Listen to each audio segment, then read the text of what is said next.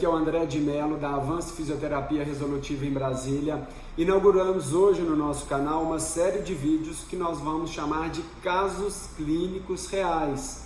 O objetivo é trazer para vocês informações sobre condições que nós lidamos com frequência na prática diária, e serão conteúdos destinados para você que tem condições de dores ou limitações semelhantes, e também para você, profissional da área de saúde, que gostaria de entender como uma fisioterapia individualizada, uma fisioterapia investigativa pode ajudar certas condições de saúde.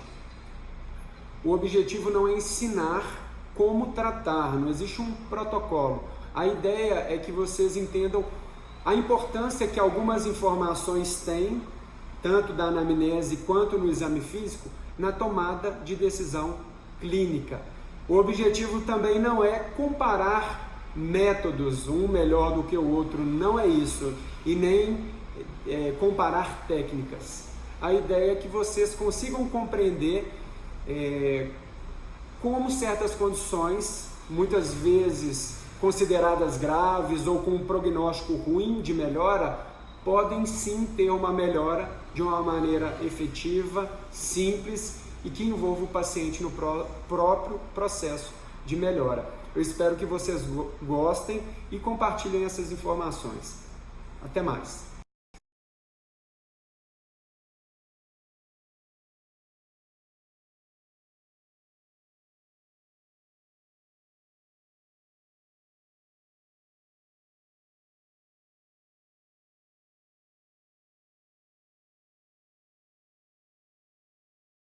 Então apresento a vocês o nosso primeiro caso. Ela é uma mulher jovem, 36 anos. A queixa principal dela são sintomas de dores em escápula, do lado esquerdo, trapézio, um pouco do pescoço e uma dor que irradia até o cotovelo.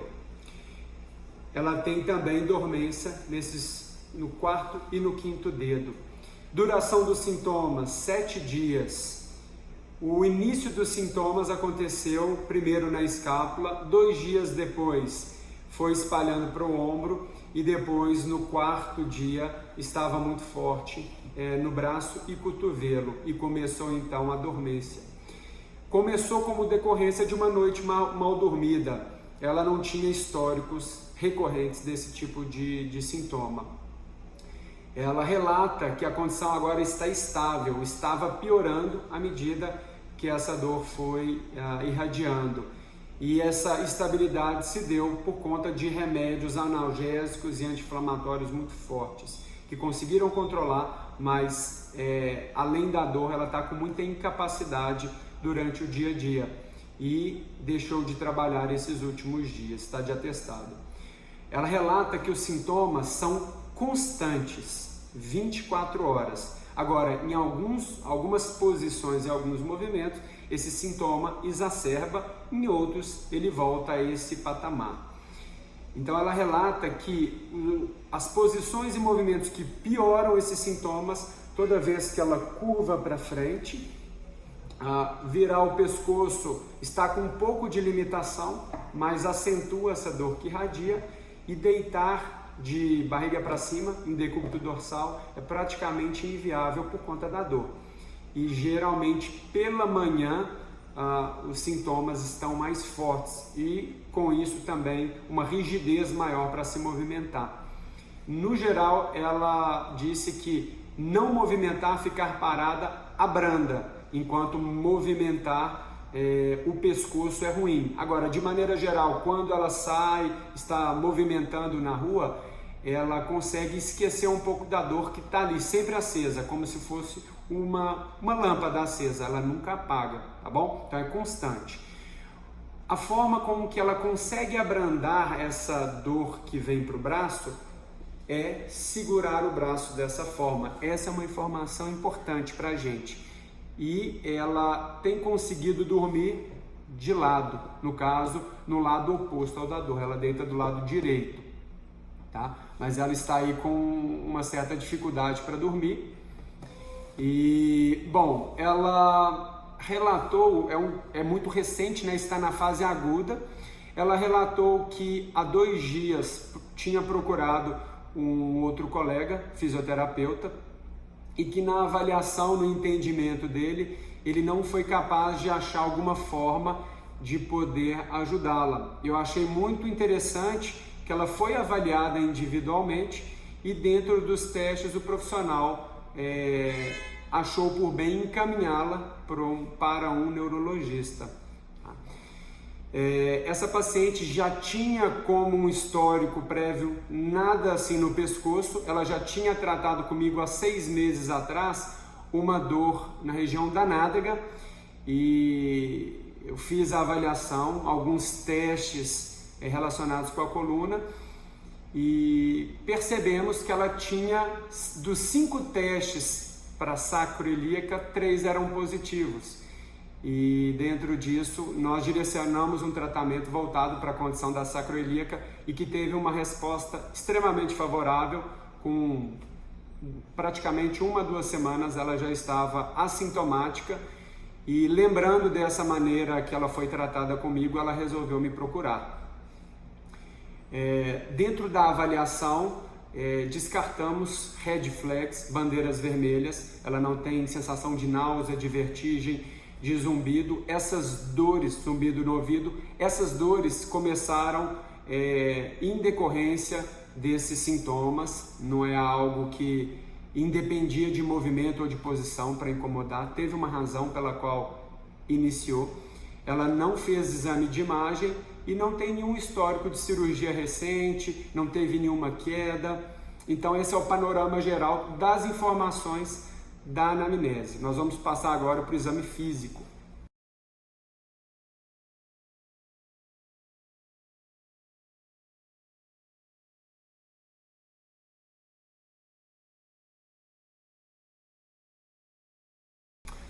O exame físico, a paciente sentada na maca relatou dor 8 em 10, parada. O primeiro teste e a posição, ela está com a cabeça levemente protrusa. Protrusa a cabeça está um pouquinho projetada à frente. E ao corrigir a postura, não influenciou em nada nos sintomas do braço. Nos testes neurológicos, ela apresentou perda motora para o teste de tríceps. Tá? Ela está com a sensibilidade aumentada do lado esquerdo comparada com o lado direito. E um teste muito importante no caso dela foi o teste de tensão neural, onde ela fez esse movimento para a lateral e estava de forma limitada, acentuando a dor que ela sentia, enquanto o outro lado estava livre. Então ela tem aí um teste de tensão neural positivo, um sofrimento da raiz nervosa. Os testes de perda de movimento do pescoço demonstraram também informações importantes. Quando ela realizava protrusão, acentuava essa dor no braço. Quando ela curvava para frente, ela estava de forma grande, com perda grande de movimento, e ela estava muito obstruída para tentar fazer retração ou extensão. E esses 2 movimentos, lembrando mais fortemente as costas, a escápula. Os movimentos laterais estavam com perdas mínimas para os 2 lados e sem perda assimétrica, os 2 lados muito parecidos também para inclinação. Seguimos então para os testes de movimento repetido. Realizar apenas uma vez o movimento é pouco informativo para dizer se é um movimento ruim ou muitas vezes perdemos a oportunidade de saber se é um movimento que pode trazer a melhora ou a cura da condição. Nós percebemos o seguinte comportamento: sempre que ela repetia o movimento de protrusão, aumentava a dor já presente no braço e ao final de 6 repetições, a dor permanecia pior no braço. Ao fazer a retração, o recolhimento, também o mesmo comportamento acontecia de uma forma maior na escápula, mas ela não deixava de acontecer e ela continuava com a perda de movimento, a obstrução muito significativa e depois terminava pior. e não proporcionava nenhum efeito nos movimentos laterais. Nós buscamos mudar a posição inicial dela, fazendo um teste, desses testes na posição deitada, e foi inviável. Os sintomas pioram muito na posição deitada. Diante destas respostas, nós decidimos investigar os movimentos da torácica. Esse teste indo para o lado esquerdo estava minimamente restrito, e para cá aumentava a dor do lado do cotovelo e não tinha limitação. A paciente, para o movimento de extensão do tronco, ou seja, entrelaçando os dedos ao redor do pescoço e fazendo a extensão de tronco, estava com a limitação moderada. E de todos os movimentos, este daqui não acentuava nenhum sintoma no braço, e nós decidimos investigar como um teste de movimento repetido. À medida que a paciente foi repetindo este movimento na posição sentada, nós fomos percebendo uma melhora da mecânica, ela foi aumentando a amplitude, embora os sintomas ainda continuassem constantes. Ao retestar os mesmos testes neurológicos, nós não percebemos mudanças significativas no instante.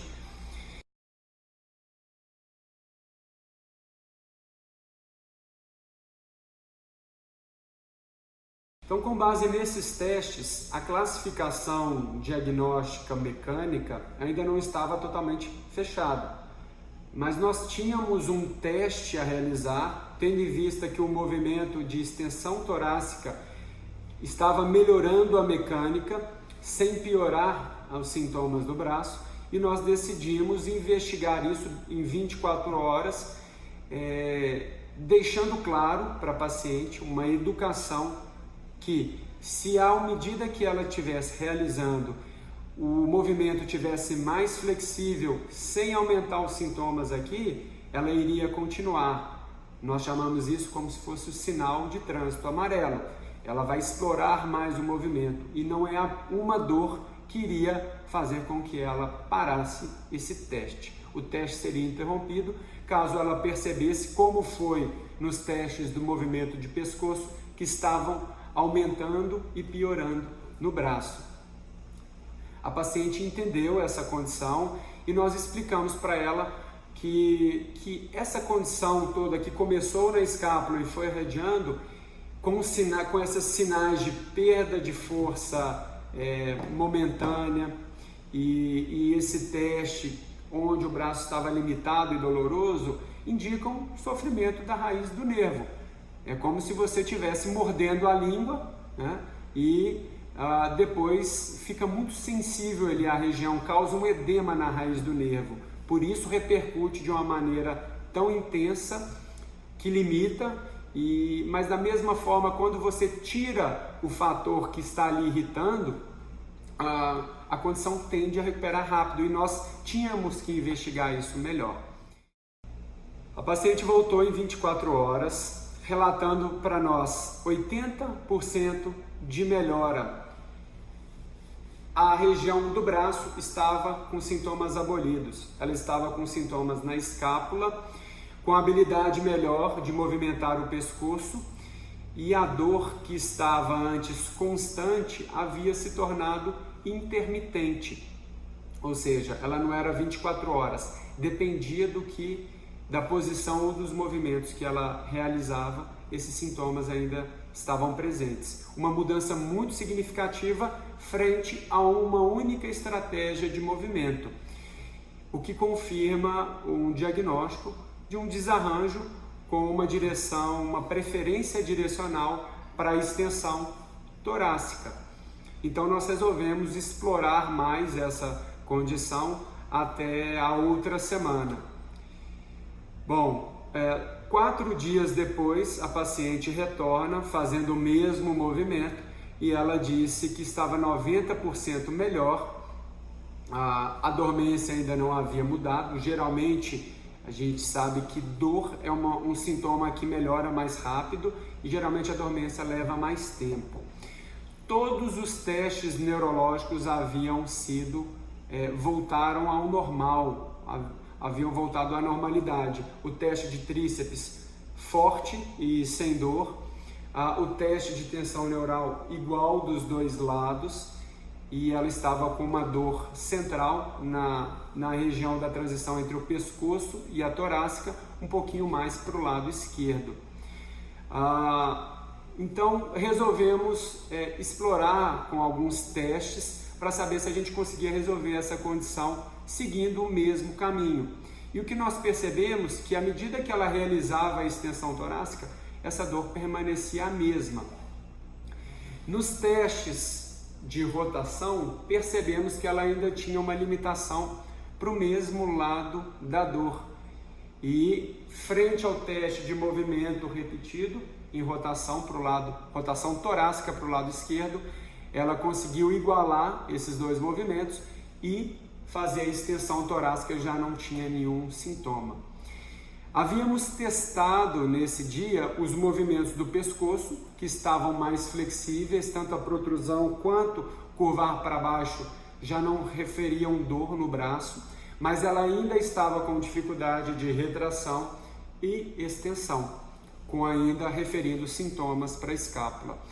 Decidimos então que ela iria realizar a rotação para o mesmo lado e logo depois, na outra semana, ou seja, praticamente 10 dias depois da consulta inicial, a paciente relatou que estava praticamente sem dor, já estava sendo capaz de voltar a fazer atividades habitualmente, já tinha voltado a trabalhar e a conduta nesse caso foi normalizar os movimentos, tanto em retração quanto em extensão, sempre monitorando se esses sintomas não ocorriam no braço, não periferalizavam. E também, além dessa condição, como fase final de tratamento de prevenção ou profilaxia, a primeira informação que nós oferecemos para a paciente é que ela precisava, além de ter os movimentos da torácica livre, os movimentos do pescoço também acompanharem. Tá? Ou seja, como manutenção, sempre que os movimentos estivessem livres, a chance disso voltar a acontecer seria muito menor. Um segundo ponto é que, como ela é servidora pública, trabalha muito tempo sentada, sempre que possível, à medida que ela estivesse muito curvada para frente, sentada, mexendo no computador, dirigindo, que ela equilibrasse essa balança, curvando para trás, recolhendo ou curvando para trás, sempre pelo menos uma vez por dia, ou quando ela percebesse que essa balança estava desequilibrada, ou seja, sempre que ela permanecia por tempo sustentada numa mesma postura. O terceiro e último ponto, pessoas que são fisicamente ativas têm uma chance de manter os sintomas sob controle. Essa é uma paciente sedentária, ela não praticava atividade física, então ela foi estimulada a seguir um estilo de vida mais ativo. Okay? Então, a conclusão que nós tivemos acompanhando essa paciente, o que nós aprendemos é que, apesar da origem dos sintomas estar relacionado com o pescoço, aquela obstrução de movimento aguda, por mais que você não ache nenhum movimento que possa acelerar essa recuperação, desatar esses movimentos presos, investigue a região da torácica, tá?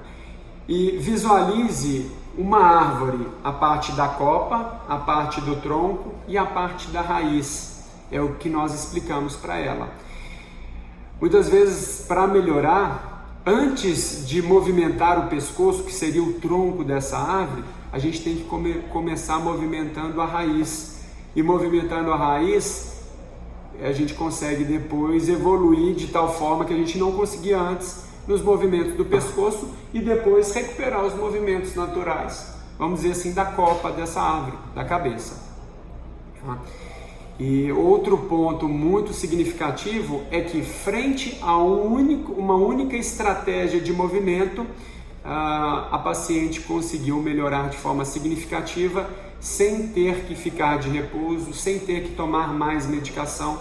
Em muitos casos a gente percebe essa condição e classificamos dentro do método Mackenzie como um desarranjo, que é uma condição que pode responder de forma rápida frente a um exercício, tá bom? Como se fosse um remédio que você faz o uso e a resposta vai se tornando cada vez melhor, cada vez mais progressiva.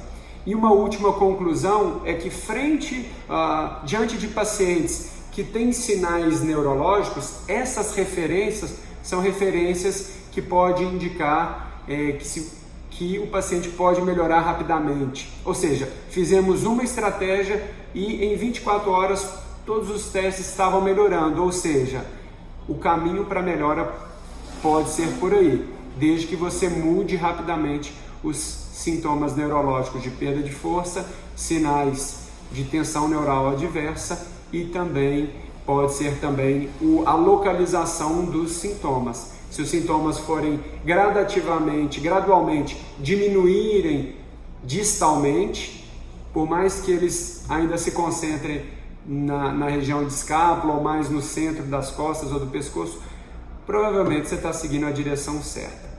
Espero que vocês tenham aprendido como eu aprendi e podem compartilhar esse vídeo para quem se interessar e comentem também.